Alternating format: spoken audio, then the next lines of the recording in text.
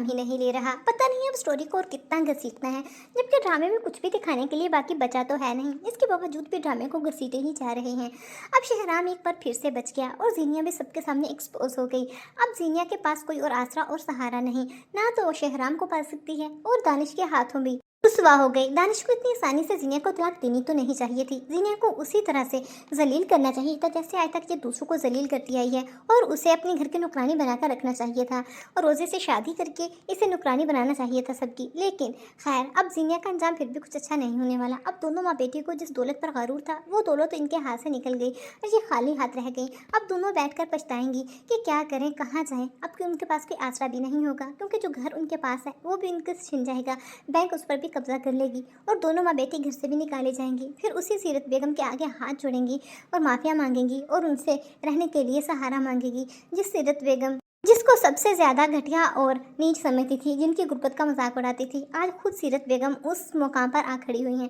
ऐसे मगरूर लोगों का तो अंजाम ऐसा ही होना चाहिए, बल्कि इससे भी बुरा होना चाहिए। और दूसरी तरफ फिरोज़ की माँ पता नहीं क्या चाहती है। अब जी जानने के बाद जब फिरोज़ को पता चलेगा कि शानज़े को मुझसे दूर करने वाली मेरी अपनी ही माँ है, अभी तक उसने मेरी बीवी को एक्सेप्ट नहीं किया, तो वो चुपचाप घर छोड़कर चला जाएगा। और फिर शानज़े की माँ को एहसास हो ही जाएगा कि मेरी बेटी की खुशी सिर्फ और सिर्फ शानज़े है, मुझे इसे एक्सेप्ट करना ही पड़ेगा। आखिरकार वो हार मान जाएगी और फिर शानज़े को अपनी बहू एक्सेप्ट कर लेगी और अपने घर वापस ले आएगी और दिल से अब अपनी बहू को कबूल करेगी। और इस तरह से ड्रामे की हैप्पी एंडिंग होगी। कौन कौन ड्रामे की एंडिंग देखना चाहता है कमेंट सेक्शन में लाजमी बताइए। हम ज़्यादा सी वीडियोस के लिए चैनल को सब्सक्राइब कर लीजिए, साथ में मौजूद आइकन को लाजमी प्रेस कीजिएगा ताकि हर अपडेट्स के नोटिफिकेशन आप तक बआसानी पहुँचते रहें। शुक्रिया।